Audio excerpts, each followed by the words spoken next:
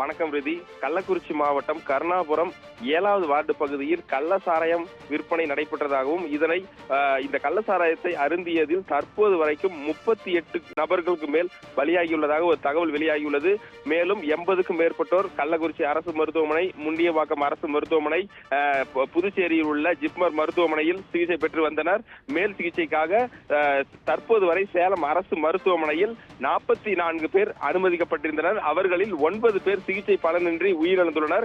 மேலும் தற்பொழுது 34 பேர் சிகிச்சை பெற்று வருகின்றனர். இவர்களில் 8 பேர் அதி தீவிர சிகிச்சை பிரிவில் அனுமதிக்கப்பட்டு சிகிச்சை பெற்று வரும் நிலையில் தற்பொழுது இந்த சிகிச்சை பெற்று வரும் நபர்களில் 10 நபர்களுக்கு கண் பார்வை பறிப்போனதாகவும் ஒரு தகவல் வெளியாகியுள்ளது.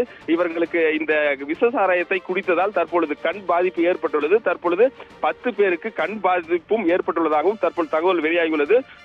மேலும் தற்பொழுது வரை அரசு மருத்துவமனையில் 44 பேர் அனுமதிக்கப்பட்டிருந்த நிலையில் இவர்களில் 9 பேர் உயிரிழந்துள்ளனர். அந்த 10 பேருக்கு தற்பொழுது கண் பார்வை பறிப்போனதாக தகவல் வெளியாகியுள்ளது. மேலும் இது ஒரு புறம் இருக்க அரசு மருத்துவமனையில் டயாலிசிஸ் செய்யப்படும் இயந்திரமும் தற்பொழுது கோளாறாகியுள்ளது. அதாவது இந்த சாராயம் அருந்தியவர்களின் உடலில் இருந்து இந்த ரத்தத்தை எடுக்குமானது டயாலிசிஸ் சிகிச்சை இந்த அரசு மருத்துவமனையில் 10 இயந்திரங்கள் உள்ளது. இந்த இயந்திரங்களில் தற்பொழுது 5க்கும் மேற்பட்ட டயாலிசிஸ் செய்யப்படும் இயந்திரங்களும் பழுதடைந்துள்ளதால் இப்ப சிகிச்சையானது தற்பொழுது பாதிக்கப்பட்டுள்ளது. இதனால் உயிரிழப்பு மேலும் அதிகரிக்கக்கூடும் என்ற தகவலும் மருத்துவமனை வட்டாரங்கள் தெரிவிக்கின்றன. தொடர்ந்து இந்த பகுதியில் மருத்துவ சிகிச்சைக்காக பல்வேறு பகுதிகளில் அழைத்து வரும் நபர்களுக்கு டயாலிசிஸ் கொடுக்க வேண்டும். அந்த இயந்திரமும் அரசு மருத்துவமனையில் பழுதாகியுள்ளது.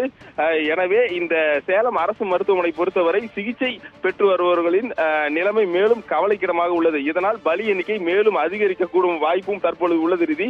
தொடர்ந்து இந்த பகுதிக்கு மேலும் 5 நபர்கள் இந்த கள்ளக்குறிச்சி பகுதியிலிருந்து மேல் சிகிச்சைக்காக சேலம் அரசு மருத்துவமனைக்கு அனுப்பி வைத்துள்ளனர். இதனால் 50க்கும் மேற்பட்ட நபர்கள் சேலம் அரசு மருத்துவமனையில் அனுமதிக்கப்படுவார்கள் என்றும் மருத்துவமனை வட்டாரங்கள் தெரிவிக்கின்றன.